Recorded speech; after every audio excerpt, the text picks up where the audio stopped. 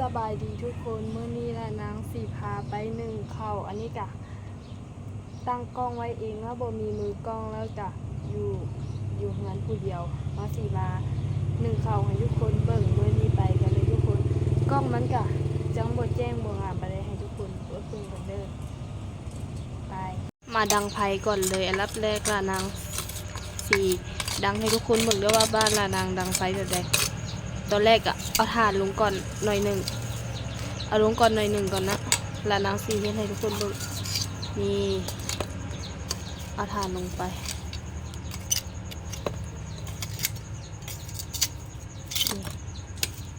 เอาอีกช่วงนี้คนเบิ่งคลิปละนางหน่อยแหงทุกคนกะทอแต่บ่ถอยแล้วนางก็สิลงเรื่อยๆกล้องมันก็ยังบ่งามบ่ปานใดเด้อทุกคนเดี๋ยวไว้แล้วนางได้กล้องงามเมื่อใดก่อนสิถ่ายดีๆกว่านี้อันนี้ก็จับกล้องเองโอเคเอาซ้ำนี้ก่อนทุกคนนี่พอเอาถ่านลงไว้ประมาณนี้เดียวเขาสิมาจุดไฟทุกคนแล้วนางสิจุดไฟนี่ดังด้วยถุงมาม่าแบบนี้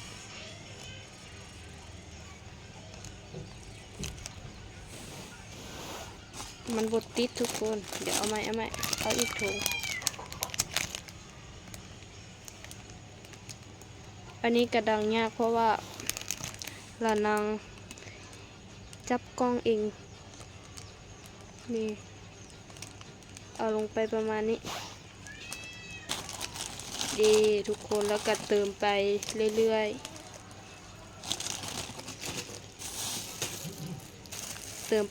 ๆแบบนี้เดี๋ยวเซาถุงใหญ่ๆลงเลยแบบนี้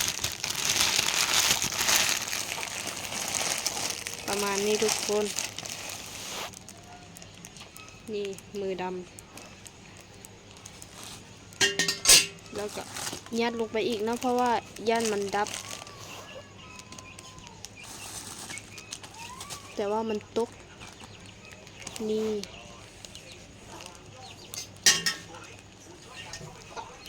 เดี๋ยวไว้ไผ่มันติดก่อนนะทุกคนแล้วเขาสิเติมถ่านลงอีก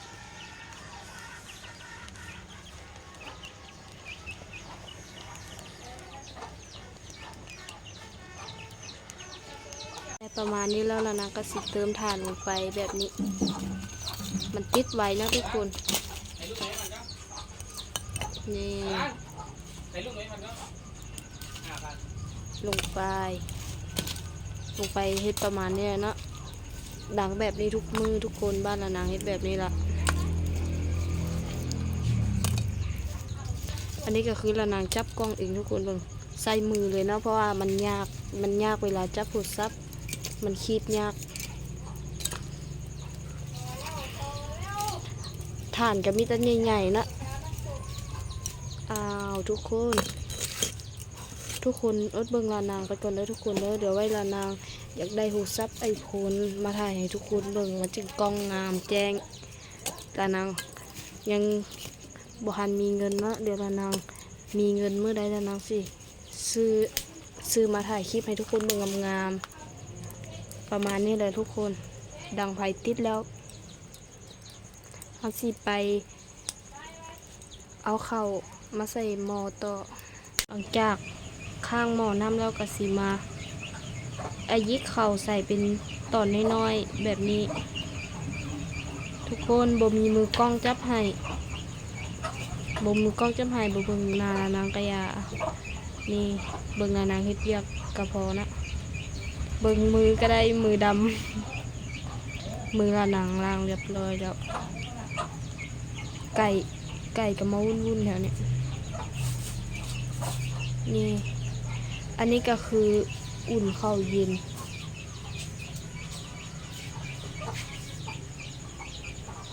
นี่จนต่อไป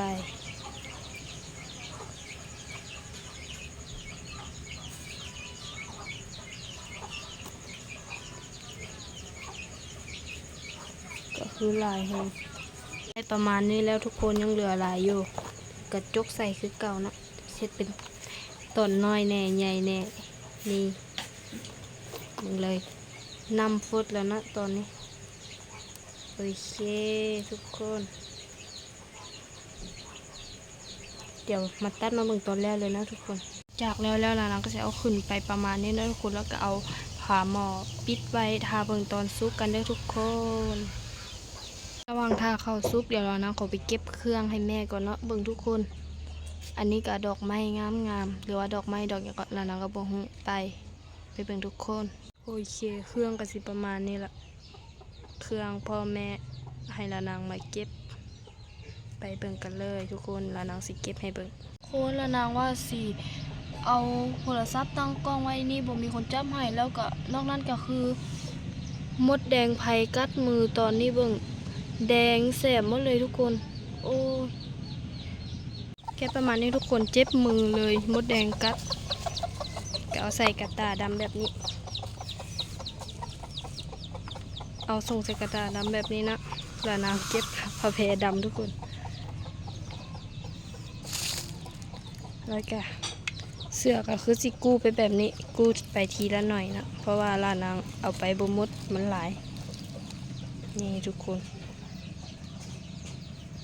อะไรเนี่ย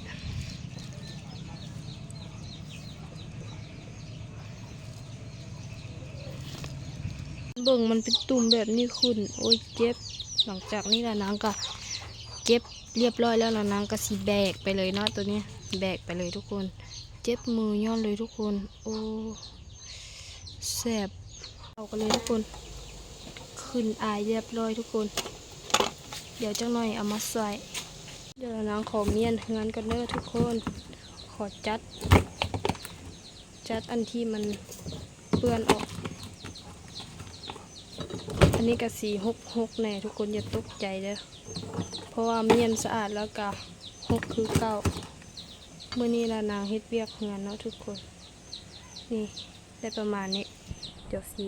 ไปเช็ดโต๊ะต่อมาปัดงานกันทุกคนมันเปื้อนแห้งตัวนี้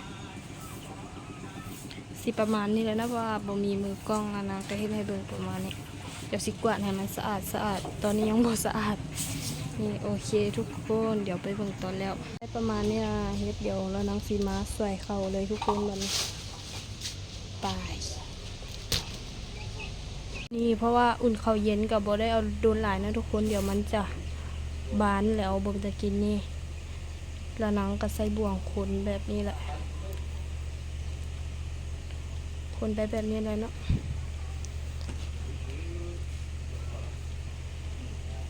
นี่ทุกคนเดี๋ยวไปเบิ่งตอนแรกเลยนะมันหมอกนี่ทุกคนเป็นตาแซ่บบ่เข่าฮ้อนๆกินกับแหนกระแซ่บเลยอัดไว้เลยนะแต่เบิ่งน้ำทุกคนน้ำหลังบ้านเนี่ยฮ้อนๆแบบนี้ก็เป็นตาอาบอยู่นะทุกคนน้ำใดมาน้ำประกันนี่ตัวน้ำเปื้อนน้ำสะอาดมีเบิดอย่างนี้กะมากวาดหน้าเฮือนต่อนะทุกคนก็สิเห็นแต่แบบนี้แหละเพราะว่าบ่มีคนจับกล้องให้ลานาแล้วก็เจ็บมือพร้อมแบบนี้โอเคเดี๋ยวนะขอตัวไปกวาดต่อกันเด้อ